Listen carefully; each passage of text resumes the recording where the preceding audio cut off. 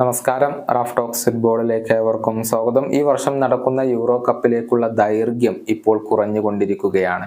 നമുക്കറിയാം, വരുന്ന June 14 euro കപ്പിന് തുടക്കമാവുക.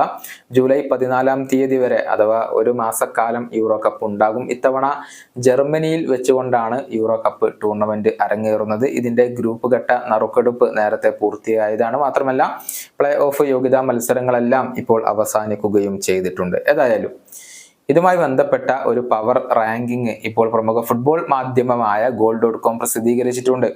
ഇത്തവണത്തെ യൂറോ കപ്പ് ലഭിക്കാൻ അല്ലെങ്കിൽ നേടാൻ ഏറ്റവും കൂടുതൽ സാധ്യതയുള്ള ടീം ഏതാണ്? അതൊന്ന് നമുക്ക് പരിശോധിക്കാം. ഏറ്റവും അവസാന സ്ഥാനത്ത് അഥവാ 24-ാം സ്ഥാനത്ത് വരുന്നത് ജോർജിയയാണ്. നമുക്കറിയാം, പ്ലേ ഓഫ് മത്സരങ്ങൾ കളിച്ചുകൊണ്ടാണ് അവർ യോഗ്യത ഇപ്പോൾ കരസ്ഥമാക്കിയിട്ടുള്ളത്. 23-ാം സ്ഥാനത്ത് വരുന്നത് അൽബേനിയയാണ്. 22-ാം സ്ഥാനത്ത് വരുന്നത് പോളണ്ടാണ്. പോളണ്ടും നമുക്കറിയാം പ്ലേ ഓഫ് മത്സരങ്ങൾ കളിച്ചുകൊണ്ടാണ് യോഗ്യത കരസ്ഥമാക്കിയിട്ടുള്ളത്. ഇനി 21-ാം സ്ഥാനത്ത് സെർബിയ വരുന്നു. 20-ാം സ്ഥാനത്താണ് സ്കോട്ട്ലാൻഡ് വരുന്നത്. അതുപോലെ തന്നെ 19-ാം സ്ഥാനത്ത് റൊമാനിയോ ഇടം നേടിയിട്ടുണ്ട്.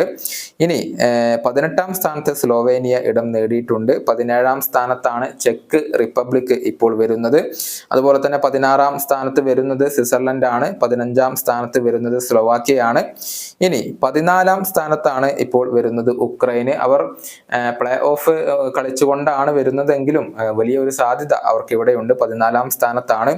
ഇനി 13-ാം സ്ഥാനത്ത് തുർക്കി വരുന്നു എന്നുള്ളതാണ്. 12-ാം സ്ഥാനത്ത് വരുന്നത് ഡെൻമാർക്കാണ്. 11-ാം സ്ഥാനത്ത് ലൂക്ക മോഡ്രിച്ചിന്റെ ക്രൊയേഷ്യ ഇപ്പോൾ ഇടം കണ്ടെത്തിയിട്ടുണ്ട്.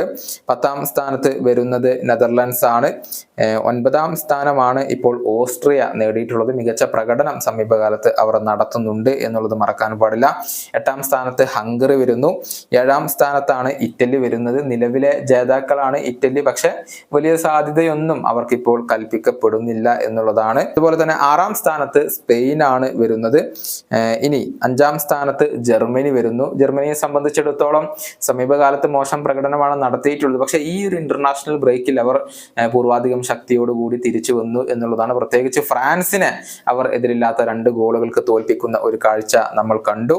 അതുപോലെ തന്നെ ഇനി 4-ാം സ്ഥാനത്ത് ഇംഗ്ലണ്ടാണ് വരുന്നത്. ഇംഗ്ലണ്ടിന് വലിയ സാധ്യത ഇപ്പോൾ എല്ലാവരും കൽപ്പിക്കപ്പെടുന്നുണ്ടെങ്കിലും ബ്രസീലിനോട് അവർ പരാജയപ്പെട്ടത് അവരുടെ സാധ്യതകളെ ഒന്ന് കുറച്ചിട്ടുണ്ട് എന്നതാണ്. അതുപോലെ തന്നെ 3-ാം സ്ഥാനത്ത് ബെൽജിയം വരുന്നു. 2-ാം സ്ഥാനത്ത് വരുന്നത് പോർച്ചുഗലാണ്.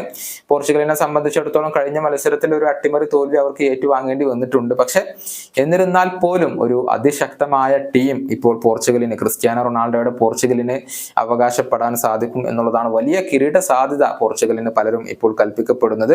1-ാം സ്ഥാനത്ത് മറ്റാരുമല്ല, ഫ്രാൻസ് തന്നെയാണ്. നിലവിലെ വേൾഡ് കപ്പിലെ റണ്ണേഴ്സ് അപ്പ് ആണ് ഫ്രാൻസ്. താരസമ്പന്നമായ ഫ്രാൻസ് ഇത്തവണ കിരീടം ഉയർത്താൻ ഏറ്റവും കൂടുതൽ സാധ്യതയുണ്ട് എന്നാണ് goal.com ഇപ്പോൾ പറഞ്ഞു വെക്കുന്നത്.